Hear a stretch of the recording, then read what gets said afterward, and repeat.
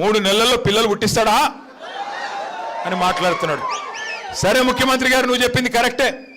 3 నెలల్లో పిల్లలు పుట్టారు, ఓకే, మేము కూడా ఒప్పుకుంటాం, మాకు కూడా తెలుసు, కూర్చున్న వాళ్ళందరికీ తెలుసు, రాష్ట్రంలో అందరికీ తెలుసు. 3 నెలల్లో పిల్లలు పుట్టపోతే పర్వాలేదు, కానీ 30 నెలల్లో పిల్లలు పుట్టపోతే నిన్నేమనాలి? మరి ఏమనాలన్నా? నేను అనట్లేదు. 30 నెలలే, ఇంకా నువ్వు చెప్పిన ఒక్క హామీ అమలు కాకపాయ ఏమనాలి మరి నిన్ను?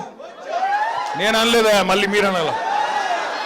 నేనేమంటున్నా అంటే, మాటలేమో ఆకాశాన్ని అంటే మాటలు, డైలాగులు, సినిమా డైలాగులు చూస్తే మరి కింద పనేమో ఏమీ లేదు, హల్లికి హల్లి, సున్నకు సున్నా.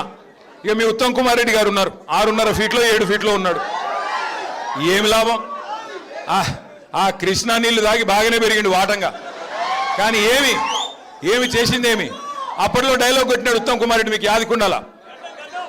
ఏమన్నాడు? నేను కేసీఆర్ని దించేదాకా గడ్డమే దియ్యా అన్నాడు. నేను అప్పుడే చెప్పిన, గడ్డం పెంచుకుంటే సన్నాసుల్లో కలిసిపోతావు, ఏమి కాదు నీతోనని.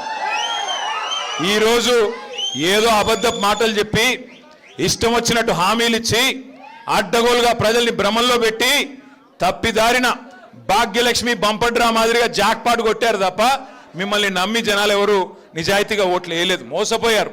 ఇది వాస్తవం, నేను చెప్పట్లా.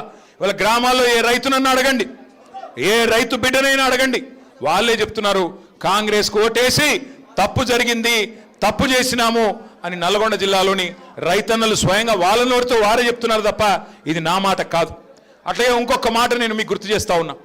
కాంగ్రెస్ పార్టీ నల్గొండ జిల్లాకి, ఉమ్మడి ఆంధ్రప్రదేశ్కి, ఈ దేశానికి దాదాపు 60 ఏళ్ల పాటు నాయకత్వం వహించింది.